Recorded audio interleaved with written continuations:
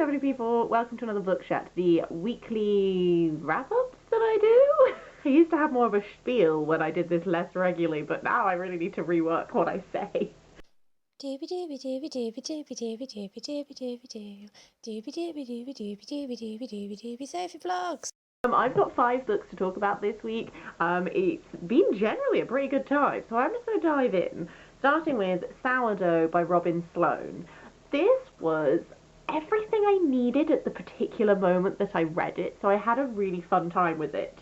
This is about Lois, who is like a software engineer, who specializes in like coding and stuff like that. She's got this high-powered job at this up-and-coming place in America, and it's like, objectively it's a really good job, but also she feels like deeply unfulfilled and deeply stressed. She starts ordering food from this local takeaway place, which is run by these 2 brothers. She becomes really good friends with them. The food starts to like nourish and heal her, but then the brothers have to leave the country. They don't have proper visas. They have to go, and they leave with her their sourdough starter, and because she loves the bread so much. And so it sort of explores her as she starts experimenting with making sourdough, and then also like some interesting plot lines develop. This is not always entirely bound by our laws of reality sometimes.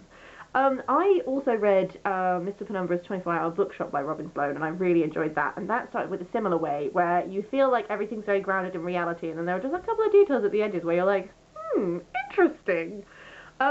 I've really enjoyed this, partly because I really like food. I listened to a podcast episode, Gastropod is a really good podcast all about food, and they did a sourdough episode, which was really interesting. So this sort of like tapped into that for me, because there's a lot to do with how sourdough works, and I just find it really interesting. It's not actually my favourite bread to eat, but I just think it's such an interesting thing to make, and like the culture and stuff like this. And then another thing is, like, as Lois's journey in this bread making develops, she also becomes involved with this market. It's all about like real hyper modern cutting edge ways of making food and growing food and blah blah blah. So that also had some really interesting ideas in it. It was also just really nice to read a book about a woman who's just like rattling around, feeling a bit like not empty, but like there's some stuff missing, and then she just sort of like becomes invested in sourdough, and then gets really passionate about things, and sort of like turns her life around and all this stuff, and it was just kind of really fun. I had a really good time reading this. I'd really recommend it. I really like how Sloan writes. I find it really easy to read. I read this in like a day because I was like, I need to. And yeah, it was full of some lovely ideas. I really actually enjoyed the characters and a lot of the topics that was explored in this, and I had a cracking time. The second book I read recently is The Graveyard of the Hesperides by Lindsey Davis. This is another Flavia Alba mystery novel, which is all set in Domitian's Rome, and Flavia Alba is sort of, she investigates things. Where we're at with this point is her impending marriage to this guy who's been a running character throughout the other previous books is like happening, but also while his company is like doing some building work in this tavern, they found some bodies, and then they're trying to figure out where these bodies come from. This, again, perfectly fine. I've like enjoyed all of this series. This is the last book that has been lent to me, I think.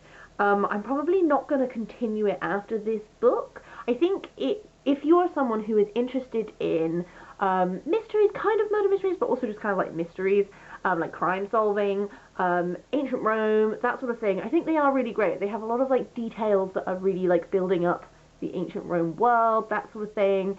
I sort of struggle to connect with the characters too much. Flavia's like wit and stuff is not really my cup of tea. I think it's fine, and I don't hate reading about it, but also I could never read any of the rest of these books again, and I wouldn't be like, what happened to those guys? But that's just me. I have thoroughly enjoyed reading this series. It has been fun, interesting, piecing together the mysteries. And one thing I like about the mysteries is usually they involve, you get to explore a different topic about ancient Roman life, which is quite fun.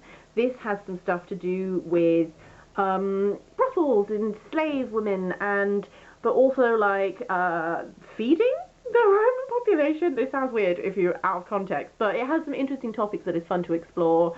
I did enjoy it. I'm probably not going to continue with the rest of the series, but happy to have read them.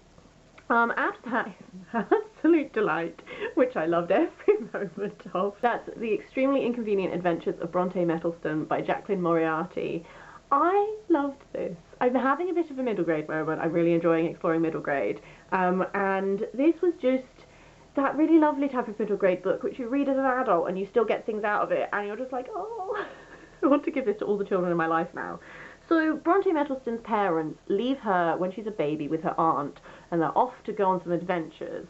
Now that she's about 12, they get a letter telling them that her parents have been killed by pirates and they've left their will, which is cross-stitched with fairy cross-stitch, so it's unbreakable. If you try and break it, bad things happen.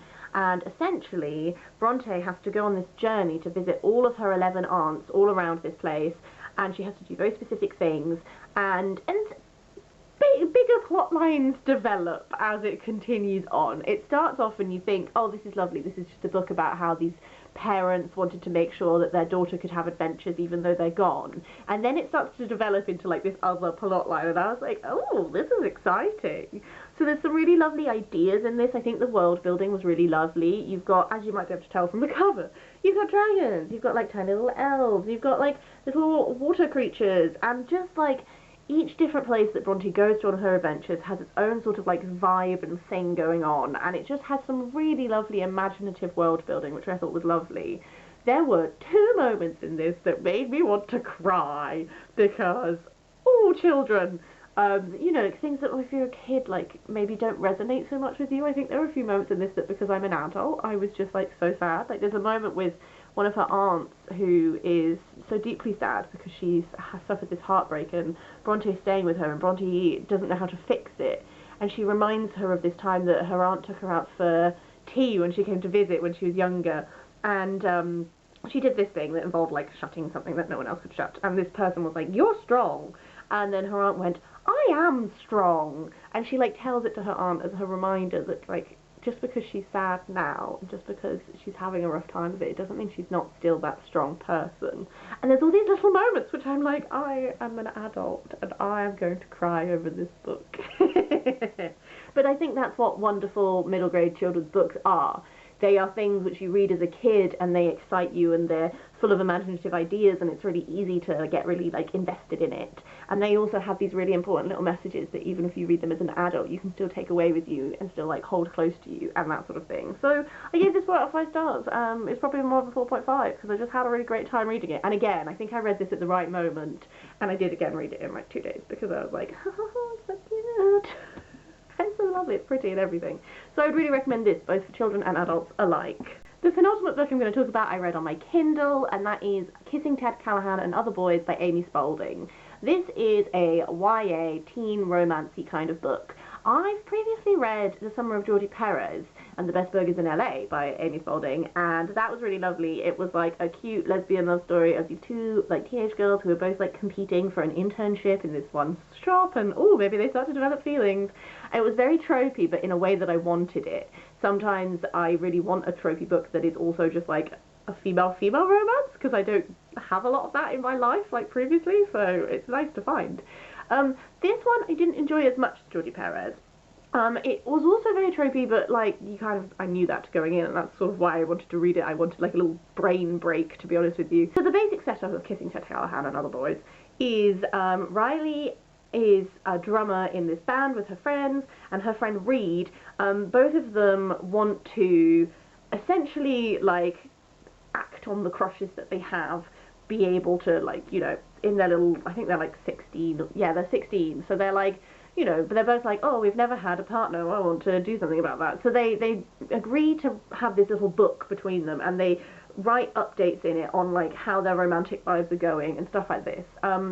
Riley becomes involved with this. Ted Callahan is the boy that she has a crush on, but then some other boys come into the picture, and she's sort of like, you know, exploring, having like first kisses, and like how do you decide if you like multiple people, what you do about that, blah blah blah. Whereas Reed is trying to engineer relationships with some girls that he's interested in and blah. Things that I liked about this, Riley and Reed are in a band with their 2 other friends. I liked the whole focus on music that was in this, that really, like, ran throughout. I don't know if the bands are real or not, or if they're all made up, because I didn't know who any of them were, so they could be fictional, they could be real, I don't know. But I did love this love of music that runs throughout. And there were some cute moments in this. I think one thing that made me, I gave it 3 out of 5 stars, so I thought it was absolutely fine. There were just a couple of niggles I had. So, like, Riley isn't confiding in her best friend Lucy because she discovers that her best friend Lucy is dating the other bandmate and didn't tell her about it and blah. I felt like that went on a bit long. I felt like Riley was being a bit punishing her friend for, like, something that is not actually that terrible to have done. I just felt like there were a couple of moments of, like, angst being formed between friends and stuff, which basic communication would have maybe solved those things. And then also, I didn't really love Reed's attitude towards the girls he was trying to date, because even when it's like he's getting someone with a girl, I understand that he's quite an anxious person who overthinks things and stuff, but sometimes I was like, I don't actually know if you're interested in this girl or if you're just interested because she is a girl who seems to be interested in you. That sort of thing. Whereas at least with Riley's, there's like 3 boys that stuff is developing with, and she like goes on a journey with like, oh, is she interested, is she not interested, blah. At least with that, I was like, I understand why you're interested in each of these boys. There are things about them that appeals to her as a person. Whereas with Reed's side of it, I just felt like a lot of it was just like, this is a girl who is interested in you, therefore you are interested back. But you know, teenagers, eh? So on the whole, I enjoyed it. It was tropey, romancy. I don't know if I would be recommending it hugely. The final book that I read was Empire of Storms by Sarah J. Maas, which is the 5th book in the Sourdough series? 4th? No, 5th. Yes, okay. I've been slowly working my way through this. I'm behind the whole rest of the world, which was big on it a while ago, but hey. I enjoyed this book. I gave this one, again, a 3 out of 5 stars. Previously, with all the books in this series, I've always said that, like, the first half feels really slow to me, and then it has, like, a halfway point, and then it, like, chunks into gear, and I'm hooked again. One thing I will say about this book is it was a lot more, like, go throughout the whole thing, which I enjoyed. I am enjoying seeing how this big, overarching plotline is developing. I think one of the things that stopped me from rating it higher is some of the, like, characterization. I mentioned in my review of the previous book that some characters had, like, conflict and stuff, and it felt very, like, contrived, like characters' personalities had been changed just to, like, engineer a conflict. This one, I just, essentially, I really like Manon now. In the 3rd book, when Manon became a character, I remember being like, I don't understand why she's here. I'm sure I will understand later, but I didn't. Now, I really like Manon.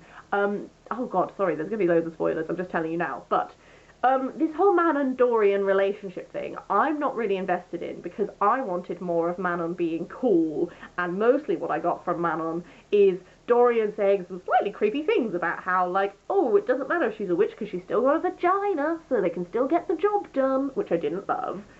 Which taps into my overall not loving most of the romantic relationships in this, partly because all of the romantic relationships in this just feel like overly possessive dude who does too much, like, growling and stuff, and then woman.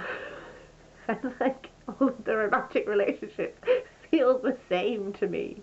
So, I was hoping that Manon would be queer, because I was like, witches! Yes! Deep bonds between them. Apparently not. And yeah, but also Dorian. I really like Dorian's character. I found his journey that he's been going on really interesting, with this, you know, like, ultra privilege, and then, like, having that all chopped down and having real horrible times, and then, like, building himself back up and blah blah blah. That is also a very interesting journey to me. And the fact that both of those characters sort of got boiled down to this relationship whereby they all purr at each other and, oh, it's all very, like, oh, am I just not interested in that? I did really enjoy this expansion of the world that's happening. I haven't read any of the novellas, but I can see when characters are being introduced in this that they have obviously been present in a previous novella. But I enjoyed having this expansion of the world and getting a wider idea. Again, one thing that also is a negative that tied into that is that it felt like there was a lot of plotting that was like, oh, we're in a really tight spot. Psych, Aelin, without telling anyone, arranged this thing, and now there's, like, a guy who's coming to save the day. There was quite a bit of that as well. So, like, on the one hand, had a thoroughly fun time. It was all very like click, click, click, click, click. Really enjoying seeing this greater expansion of world. Where is this overarching plotline going? Interesting, interesting. On the downside, I hate all of the romance. I don't want the sex scenes. There's a lot of contrived, like, oh, it just happened that Aelin foresaw this and now has created a saving moment. So, you know, I'm going to continue the series because I am having a good time and I do want to know how it all finishes. I just, like, there are ups and downs for me. But hey, that's the same with everything, isn't it? That's everything I want to talk about this week. As per usual, have you read any of them? Do you have thoughts on them? Let me know everything in the comments down below. Otherwise, I hope you're having a really lovely day and I will see you next time for something different.